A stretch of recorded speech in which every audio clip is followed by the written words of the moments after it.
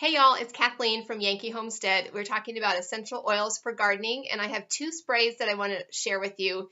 I'm still experimenting with them, but they have a lot of potential, so I wanted to share them with you. The first one is a spray that I make with just melaleuca oil and water, and melaleuca is antifungal, so I'm using this as an antifungal spray.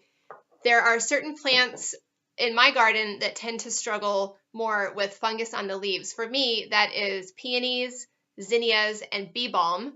And right now I'm using my antifungal spray to treat some leaves on just a couple of my zinnia plants. I don't even remember the exact ratio that I used. It was probably about 10 to 20 drops of melaleuca oil in this 8-ounce glass spray bottle. A word about spray bottles for outdoor garden purposes: might be a little safer to use a sturdy plastic for spray bottles for outside. I used glass because my zinnias that I'm treating are really close to my back door, and I just keep this spray inside.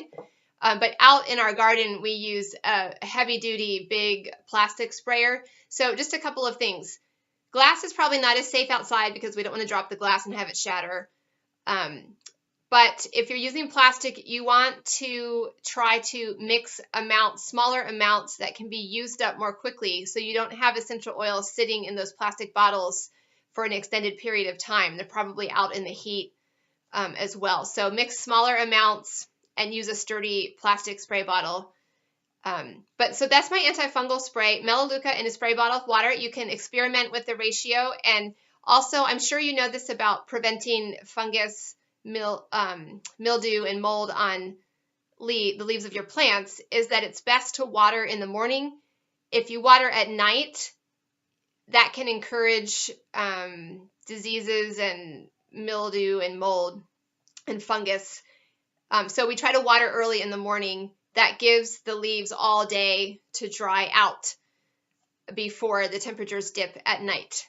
So I would say the same thing for using the antifungal spray. You want to try to aim for earlier in the morning. You want to avoid spraying at night because you don't want those leaves to remain wet overnight.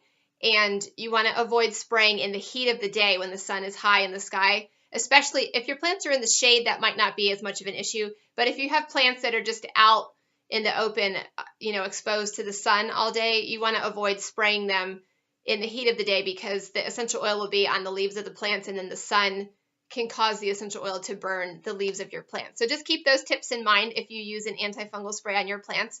And then the second spray I wanted to tell you about is a weed killer, and it uses clove oil and distilled white vinegar, again in a spray bottle. And you also are going to need a pinch of salt. So this is the recipe for that. And again, you want to use probably a plastic sprayer, heavy-duty plastic sprayer. Again, mix a small enough amount that you can use it up pretty quickly. So the recipe is, and you can scale this down or scale it up to fit the size of your spray bottle, but 24-ounce spray bottle is going to require about 20 ounces of vinegar, white distilled vinegar, 20 drops of clove oil, and a pinch of salt. So you will start with your empty spray bottle. You'll put a pinch of salt in the bottom, and then you'll add your 20 drops of clove oil. That salt will help the oil, it will absorb the essential oil and help to disperse it throughout the spray. And then last, you'll add the vinegar to your spray bottle, put the top on, shake it really well, and you have a great spot treatment for weeds. A couple of cautions about this. This weed killer is non-discriminatory, so if you spray it on a plant that you want to keep or want to encourage, the spray doesn't know and it will kill that plant anyway. So only spray it on weeds. This is particularly great for situations like if you have weeds coming up through cracks in your driveway or your sidewalk or your patios or places like that. But if you have weeds that are growing very close to plants in your garden, plants that you want to keep, be really, really careful about spraying near plants that you want to keep. You might even want to use a paintbrush or a foam brush and paint the weed killer onto the leaves of the weeds, which will allow you to avoid the leaves of the plants that you want to keep. So just keep that in mind. And I hope those sprays are helpful to you. Like I said, I'm still experimenting with these. So if you try them, I'd love to hear about your results. Please come back and share them here on YouTube or in our Facebook group for essential oils classes. Happy gardening, y'all, and happy oiling.